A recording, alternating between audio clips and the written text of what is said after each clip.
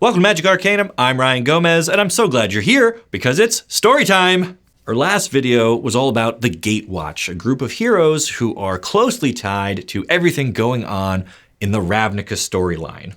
But there are so many lesser known characters who also have their place in the Magic storyline. So to close out 2018, I wanted to try something a little different here with Magic Arcanum once again.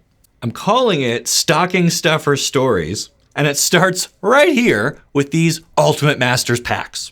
So basically my plan is to open these, look at the cards real quick, and then try to tell you some stories or trivia about a few of the cards in here. Ultimate Masters is a great set to do this with because it's full of reprints from all over Magic's history, which means we don't know what we're gonna get. It could be anything. And that is so exciting. All right, here we go. Start with Karn.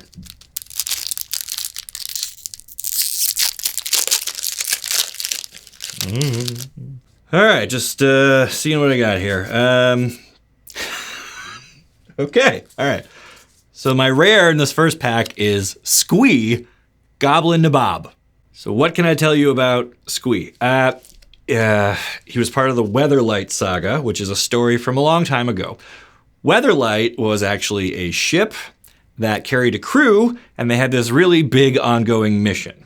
There's even 2 cards for it now. We just got Weatherlight herself in Dominaria as a vehicle, but there was also Skyship Weatherlight from back in Planeshift? Yeah. So the mission and the makeup of the crew kind of change a bit over time. I don't want to get into the specifics of that, also because I want to save that topic for its own video someday. Anyway, Squee's job on the crew was cabin hand, which means he did like the cooking and the cleaning, and unofficially, he was like the comic relief character.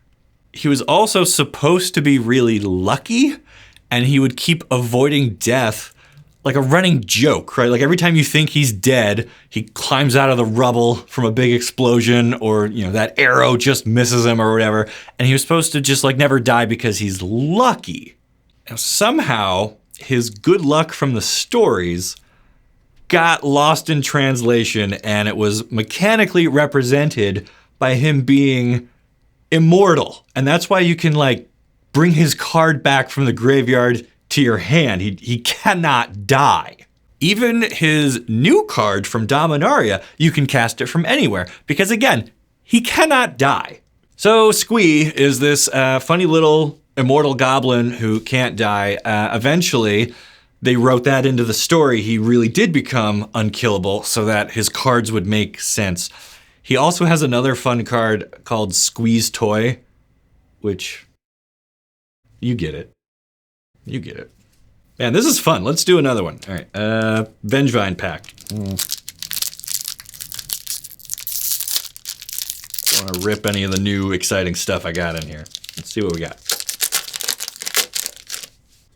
Okay, zombie token, that's pretty sweet. And our rare is Sagar.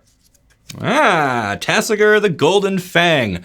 He was a leader on Tarkir. He was a Khan of the Sultai Brood, I think it's called. Yeah, Ultimate Masters gave him new art, but if you really want to understand the fun part about Sagar, you got to look at his old art from his original card, which prominently featured these bananas. The Sultai were kind of this rich jungle tribe, and fruit was kind of a motif of theirs. It shows up on like a couple of their cards, but it kind of became this running joke that all the really good bananas were reserved just for Sagar. Sagar was the leader of the Sultai during Fate Reforged, but then we did see him again in Dragons of Tarkir, the set that came later, and thanks to some time travel shenanigans, stuff was a little bit different, but we did get to see Sagar kind of as a little Easter egg hidden in the art for Silumgar. No bananas, though. Silumgar is a dragon who had taken over control of the Sultai Brood, but he still keeps Sagar around as bling. You have to look closely at the art, but that's him hanging around Silumgar's neck. Sagar is a necklace on a dragon. Man, Magic Story is so cool. All right, let me do one more out of this pack. Let me see here. Okay, all right, this works. Check out Swift Reckoning. Okay, that's Gideon, the Planeswalker, riding a giant cat like it's a horse. At this point in his story, he's on Bant, which is one of the shards of Alara. That plane was split into 5 different segments, each one having access to only 3 colors of mana instead of all 5. So Bant is white, blue, and green mana only. And the plane is full of these noble knights and angels and Aven, which are like bird people, and Roxes, which are rhino people. Anyway, this is funny to me because if you remember the Gatewatch video, we learned about how Gideon and his tragic arrogance got all of his friends killed. Well, after that, his spark ignited and he made his first planeswalk to Bant. Remember, you don't pick where you go the first time. It is random. So he just went through this intense personal trauma, watching all of his friends die, and now he finds himself surrounded by talking birds and rhino people riding giant lion horses, which by itself is already kind of funny. But there's one thing I neglected to mention before. When he lived on Theros, his name was Kithian Iora.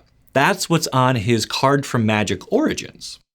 But as he's sitting there on Bant, still dealing with the shock of what happened, he's discovered by some people and they're like, "Hey there, you, who are you? What's your name?" And he says, "Kithian Iora." And they're like, "What? Gideon Jura? Okay, Gideon, come with us." And he doesn't bother to correct him, so now his name is Gideon Jura. That happened. So anyway, there's Gideon, formerly Kithian, sitting on top of his lion horse, doing what he does best, being a good guy. All right, that was a lot of fun. What did you guys think? Let me know down in the comments if you enjoyed Stocking Stuffer Stories. I'd love to do another one for you. Got one more piece of news for you before we go. I am moving to a new studio, but that means I gotta pack everything up here and get it over there. So between that and the holidays, I'm gonna be off the grid for a little while.